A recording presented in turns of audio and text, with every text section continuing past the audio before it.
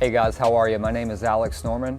I'm here at Storman Performance, Welding and Fabrication. I've been doing welding and fabrication for about 10 years solid now. I started off in my mom's garage, little two-car garage. Bought an E30, 89 BMW E30 and just started tearing it apart. Didn't really know much about cars at the time. I'd already, always gone to car shows, drag racing events, stuff like that growing up.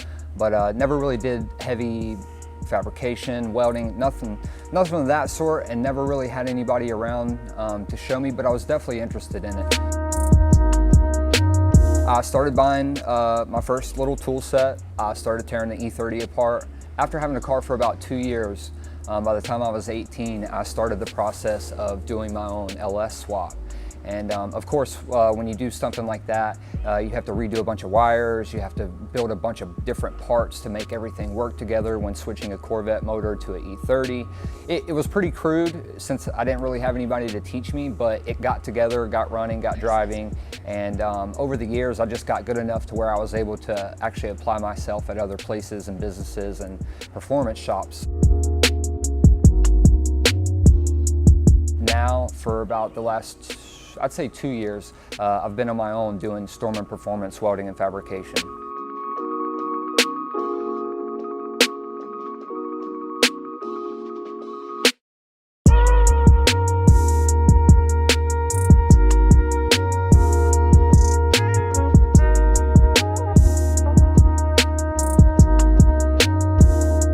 Most of our projects range from small to full-on, one-off custom builds. Here's one of our long-term projects. It's actually a 1985 C10 pickup truck.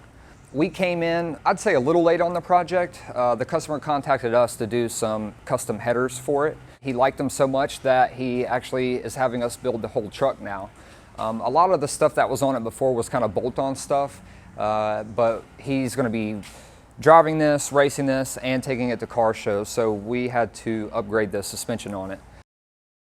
We've got the foundation set, it's all tacked into place, but I've got to go through, we're actually waiting, we're either trying to find some sheet metal for the floors because this one's rusted out. If we can't find that, the customer said he's willing to just completely buy a whole nother cab that's non-rusted.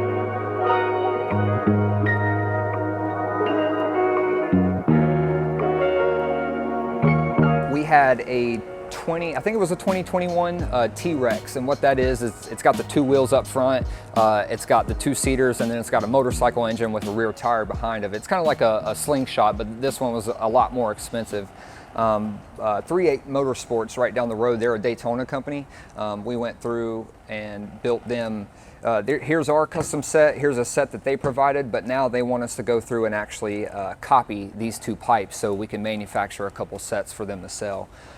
This is what I'd consider a small project. This is something I'll have done in a week or two together, the two sets plus the jig, and we'll just go from there.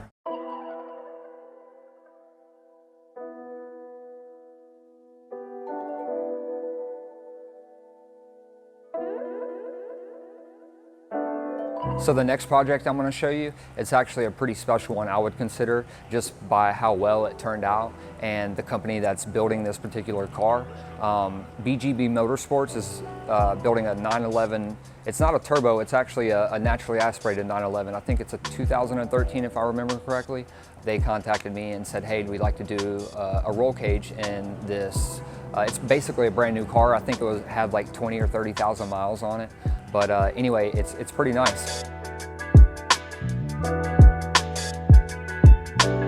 So this particular roll cage is a pretty special one, considering that the 911 body is mainly aluminum. We kind of had to design it around a lot of the steel structural points that are in the car, because the floors are aluminum, the back deck trays and stuff like that is aluminum, including some of the cross members that are sandwiched aluminum and steel.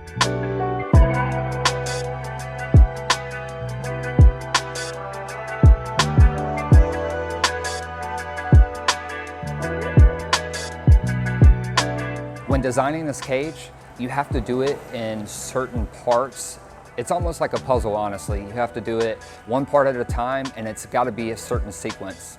The reason it is that way is when you build a cage properly and it tucks real nice and tight to the body of a car, it's going to be difficult to weld the tops of the tubes that touch the roof. We fabricate and design the back down bars, but we only tack everything in place.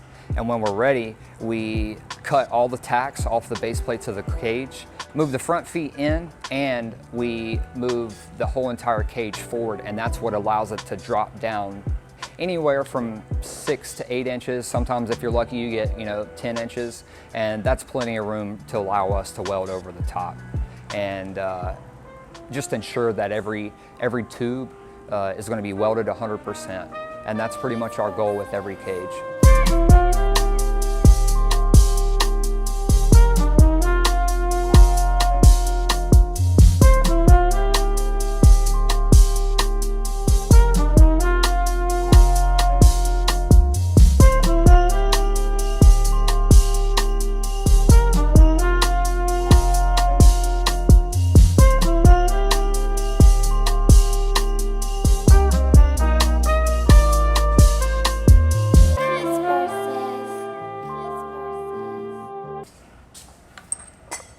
I do so many projects, I always forget.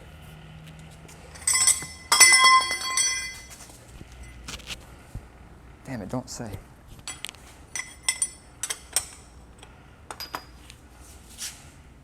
Inch and 3/4, that's what it is.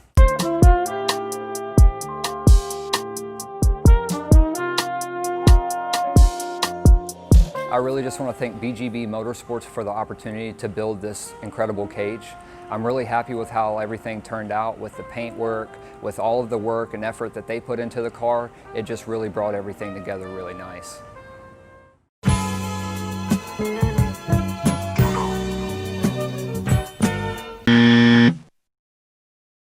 So looking forward to the future, I'd really like to take Storman Performance into like a specialized platform, something similar to like what BGB has done with their shop with the Porsches.